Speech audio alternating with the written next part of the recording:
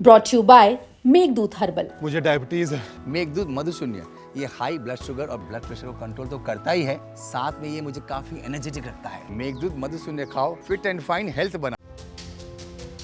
रामभद्राचार्य एक ऐसे संत जिनकी प्रतिष्ठा संत समाज में सबसे ज्यादा है, लेकिन बीजेपी के एक विधायक ने उनके बारे में जो कहा है, उसने रामभद्राचार्य को एक बार फिर पूरे विवादों के बीच में खड़ा कर दिया है। दलित विधायक हैं बीजेपी के, और उन्होंने कहा है कि आपको व्यभिचारी क्यों ना माना जाए, आपको जातिवादी क्यों ना कहा जाए। हालांकि उन्होंने बाद में सफाई भी दी, लेकिन आखिर ऐसी कौन सी बात है जो इन दिनों रामभद्राचार्य को भारी पड़ रही है। आखिर क्या कहा है बीजेपी विधायक ने, क्यों कहा है, आज हम ये समझेंगे। इसके अलावा यह भी जानिए कि संजय निषाद, उन्होंने बीजेपी को क्यों धमकी दी कि अगर फायदा नहीं है तो तोड़ लो गठबंधन। क्या वो अब बागी रुख अपना रहे हैं? क्या अब वो अपने ऊपर प्रो बीजेपी का ठप्पा नहीं रहने देना चाहते? ये दोनों खबरें आज का यूपी में। नमस्कार, मैं हूं कुमार अभिषेक, आप देख रहे हैं यूपी तक। हम हाजिर अपना न्यूज शो आज का यूपी लेकर। हरदोई की एक सीट से विधायक श्याम प्रकाश ने रामभद्राचार्य के बारे में जो कमेंट किया है, जो सोशल मीडिया पर लिखा है, वो तो हम आपको बताएंगे, लेकिन पहले जानिए कि आखिर रामभद्राचार्य उनके निशाने पर क्यों और कैसे आ गए। एक प्रेमानंद के खिलाफ जो रामभद्राचार्य ने एक तरीके से मोर्चा खोला, यह तो अभी तात्कालिक वजह है, लेकिन इसके पहले भी कई ऐसी बातें हो चुकी हैं जिस पर विवाद होता रहा है, खास करके रामभद्राचार्य के बयानों का।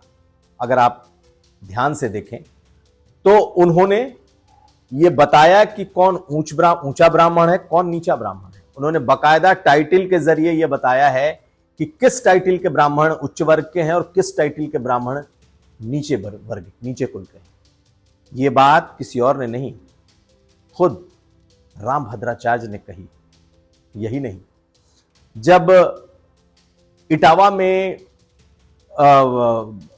यादव समाज के लोगों के द्वारा, यादव संतों के द्वारा जब व्यासपीठ से कथा कही गई, उसके बाद भी उनके बयान आए कि यादव समाज को या ब्राह्मणों के अलावा किसी को हक नहीं है कि वो व्यासपीठ की कथा कह सके। यही नहीं, उन्होंने कई बार दूसरे जो संत हैं उनके ऊपर कई तरह की टिप्पणियां की। हालांकि उनकी प्रतिष्ठा आज भी सबसे ज्यादा मानी जाती है संतों में, क्योंकि एक तरीके का ज्ञान के हस्ताक्षर माने जाते हैं। रामायण पर, रामचरितमानस पर, बजरंगबली पर, यहां तक कि हनुमान चालीसा पर उनके रिसर्च को ऑथेंटिक माना जाता है। अगर वो कह देते हैं तो यह मान लिया जाता है कि यह सच है। यही नहीं, रामचरितमानस का जब विवाद हुआ था और उसकी कई पंक्तियों को लेकर विवाद हुआ था, तब भी वो इसके लिए सामने आए थे और उन्होंने कहा था कि मुगल काल में इसमें बहुत सारे परिवर्तन कर दिए और इस वजह से हमारे जो धर्म ग्रंथ हैं उसके मायने बदल गए। चलिए, बहुत अच्छी बात है, लेकिन आखिर रामभद्राचार्य लगातार ऐसी टिप्पणियां करते हैं जो कहीं ना कहीं किसी न किसी समाज को आहत कर ही देता है। और ताजा मामला प्रेमानंद का है, लेकिन प्रेमानंद महाराज के बारे में जो उन्होंने कहा है वो हम सुनाए उसके पहले आप श्याम प्रकाश, जो कि हरदोई से आते हैं, सुरक्षित सीट से विधायक हैं, बीजेपी के विधायक हैं, दलित समाज से आते हैं, पहले उनके इस कमेंट को देखिए। हालांकि ये उनका ओरिजिनल पोस्ट नहीं है, लेकिन उन्होंने एक पोस्ट पर कमेंट लिखा है, और एक नहीं, तीन कमेंट। आप पहले इस पोस्ट के इस कमेंट को देखिए क्या लिखा है। मैं पहले उसके दो नीचे के कमेंट पढ़ता हूं, और उस कमेंट में पहला कमेंट है, आप बहुत बड़े जातिवादी हैं। यानी कि श्याम प्रकाश ने जातिवादी बताया है रामभद्राचार्य को। तीसरा कमेंट जो उन्होंने लिखा है वो भी सुनिए। आप महिलाओं को चादर में ढककर जो करते हैं वह व्यभिचार की श्रेणी में आता है? सवाल पूछा है, लेकिन इशारों में व्यभिचारी तक तो कह ही दिया है कि आप भी वो जो करते हैं वो व्यभिचार के श्रेणी में आता है। कई बार अगर आपने देखी होगी उनकी तस्वीरें तो कई अगर महिलाएं मिलती हैं तो या तो वो गुरु मंत्र देने का उनका वो तरीका है या कुछ ना कुछ ऐसी बातें वो अब गुरु के तौर पर देते हैं, लेकिन वो देखने में बहुत शालीन नहीं लगता। लेकिन खैर बहुत बुजुर्ग हैं, 80-90 साल से के आसपास की उनकी उम्र होगी। वो आंखों से सूरदास हैं, यानी कि उनको दिखाई नहीं देता, जन्म से जिसे कहा जाता है सूरदास होना, लेकिन ज्ञान के भंडार। लेकिन आखिर एक विधायक ने ऐसी टिप्पणी क्यों कर दी? तो देखिए, सबसे बड़ी बात यह कि उसके बारे में भी श्याम प्रकाश ने बाद में लिखा है। और जो बात कह दी थी रामभद्राचार्य ने वो ये कि उन्होंने चैलेंज दिया था प्रेमानंद महाराज को कि आपको संस्कृत नहीं आती और अगर आप सचमुच ज्ञानी हैं, आप सचमुच संत हैं, तो आप संस्कृत का श्लोक पढ़कर सुनाएं। एज यूजुअल प्रेमानंद महाराज की तरफ से कोई इसका जवाब नहीं आया। लेकिन प्रेमानंद महाराज के फॉलोअर्स की संख्या भी आज कम से कम रामभद्राचार्य से कम नहीं है, हो सकता है उनसे ज्यादा हो।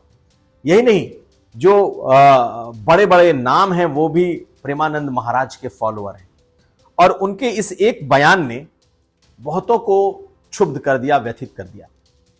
और जो पहला कमेंट है आपको उसी तरीके से देखना होगा।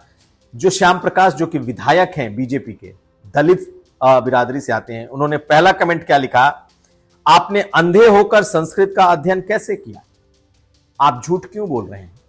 यानी कि उन्होंने झूठा भी कहा और यह कहा कि जब आप दूसरों को चैलेंज दे रहे हैं, आप प्रेमानंद महाराज को चैलेंज कर रहे हैं कि उन्हें संस्कृत नहीं आती, तो आपने संस्कृत का अध्ययन कैसे कर लिया? सवाल कई बार जायज है। हालांकि संस्कृत के श्लोक श्रवण से भी होते हैं, सुन के भी संस्कृत के श्लोक और अध्ययन किया जा सकता है।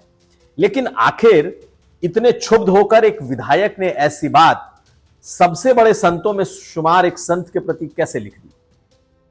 ये एक बड़ी बात है। और जब लिख दिया तो बवाल होना तय था।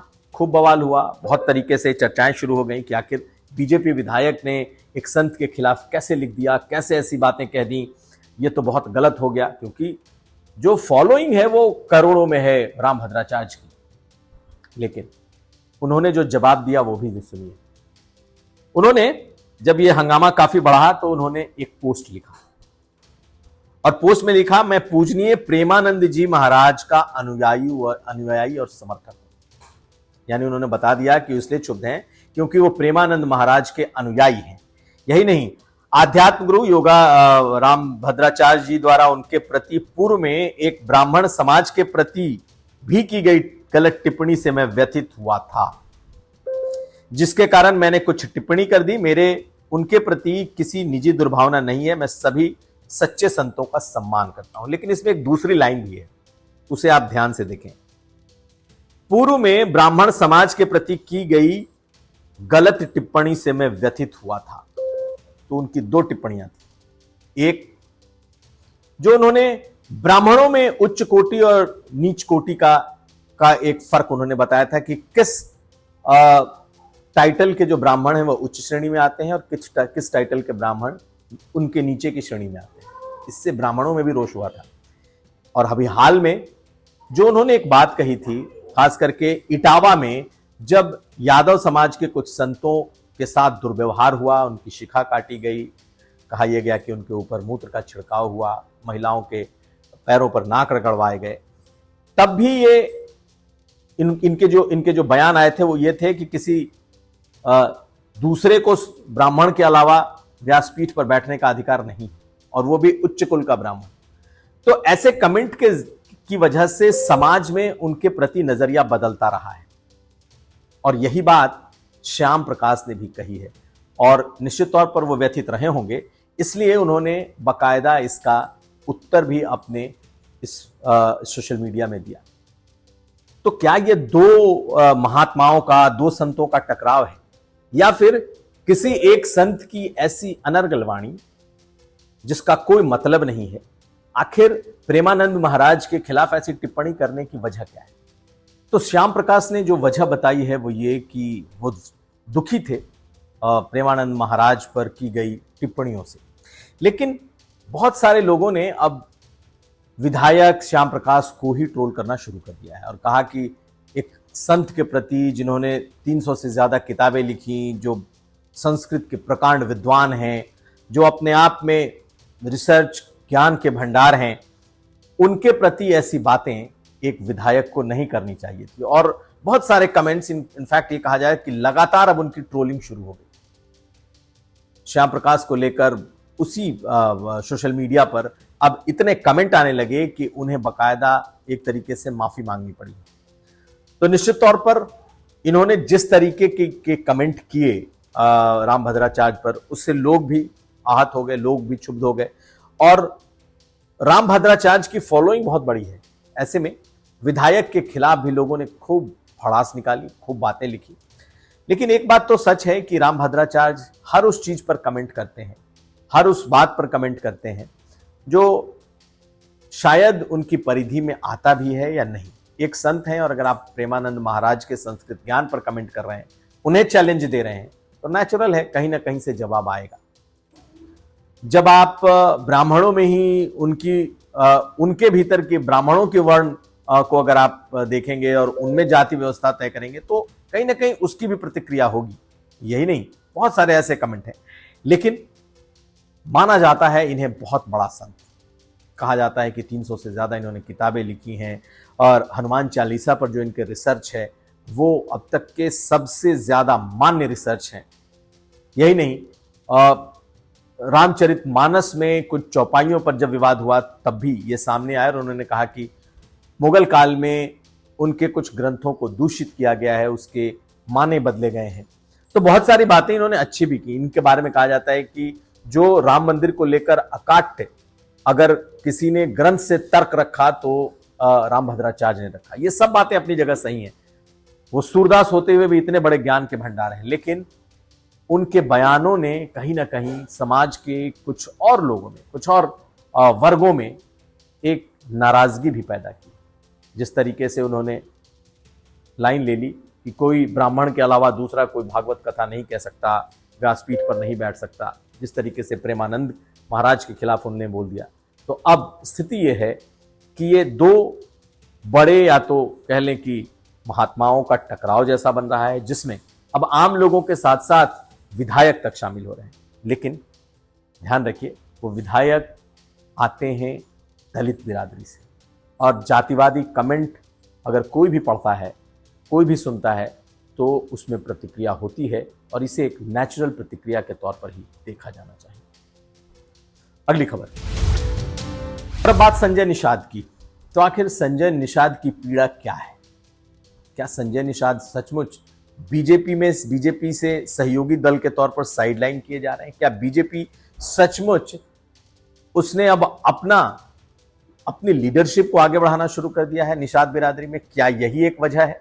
या फिर संजय निषाद को लगने लगा है कि बीजेपी के साथ रहते हुए उनके परिवारवाद की वजह से उनका समाज उनका साथ छोड़ रहा है? दूसरे तर्क में कहीं ज्यादा दम दिखाई देता है। बीजेपी के साथ वो आए, बीजेपी ने उनके मुताबिक सीटें भी दी जितना नेगोशिएट हुआ, लेकिन जब सीटें मिली तो उन्होंने अपने परिवार को तवज्जो दी और यह मुद्दा विपक्ष ने बहुत बड़े स्तर पर बनाया। यह नैरेटिव बन गया कि संजय निषाद बीजेपी से जो लेते हैं वो अपने लिए और अपने परिवार के लिए लेते हैं, और वो साफ दिखने भी लगा कि किस तरीके से उन्होंने बेटे को बीजेपी के टिकट पर सांसद बना दिया, दूसरे बेटे को विधायक बना दिया, खुद मंत्री बन गए। दूसरे लोगों के लिए, जो उनके फॉलोअर्स थे, उनके लिए उन्होंने क्या किया? और यह मुद्दा 2024 चुनाव में इतना बड़ा हुआ कि समाजवादी पार्टी ने जहां जहां निषाद कैंडिडेट दिया सभी जीत कर आ गए, और उसमें संजय निषाद का वोट बैंक उनसे खिसक गया। यह उनको धीरे धीरे आभास होने लगा था। यही वजह है कि उन्होंने अपने बेटे को पहले तो प्रभारी से हटाया। अभी 4 दिन पहले उन्होंने बेटे को पार्टी के प्रभारी से हटा दिया, क्योंकि बेटा तकनीकी तौर पर बीजेपी में है लेकिन निषाद पार्टी का प्रभारी था। उन्हें बताया गया कि ये चीजें नहीं चलेंगी, अगर आपको की पॉलिटिक्स को जिंदा रखना है, निषादों की राजनीति को आगे बढ़ाना है, तो आपको कुछ चीजों की तिलांजलि देनी होगी। और जिस तरीके से उन्होंने अब बीजेपी के खिलाफ मोर्चा खोला है, अब यह दिखने लगा है कि आने वाले वक्त में वो भी अनुप्रिया पटेल की तरह, वो भी आरएलडी की तरह, वो भी ओम प्रकाश राजभर की तरह हार्ड बार्गेनर हो सकते हैं। लेकिन अगर आप बीजेपी के खिलाफ मोर्चा खोलकर लड़ेंगे तभी शायद आप बार्गेनिंग कर पाएंगे। ये उन्हें शायद किसी ने समझा भी दिया। इसीलिए एक एक करके उन्होंने बीजेपी के लीडरशिप को, खास करके जो बीजेपी के भीतर निषाद लीडरशिप है, उसको उन्होंने टारगेट करना शुरू किया है। उन्होंने साध्वी निरंजन ज्योति पर आरोप लगाए हैं, उन्होंने जयप्रकाश निषाद पर आरोप लगाए, जो कि राज्यसभा के सांसद रह चुके हैं। कई और जिलों जिलों में जो निषाद नेता बीजेपी ने खड़े किए हैं, सबको लेकर उनकी शिकायतें सामने आई हैं। हालांकि वो ये जरूर कह रहे हैं कि बीजेपी के नेताओं से बात हुई और सब कुछ ठीक हो जाएगा, लेकिन अब ये मान लीजिए कि अब संजय निषाद भी उसी लाइन में खड़े हैं जिसमें दूसरे सहयोगी दल हार्ड बार्गेनिंग के लिए खड़े होते हैं। तो ये था आज का यूपी। हम कल फिर हाजिर होंगे। आप हमें दीजिए इजाजत। देखते रहिए यूपी तक। आपको अगर हमारा वीडियो अच्छा लगे तो लाइक करें, शेयर करें, और हाँ, एक गुजारिश है कि आप कमेंट जरूर करें, क्योंकि वो हमारे लिए सबसे ज्यादा मायने रखते हैं। बहुत शुक्रिया।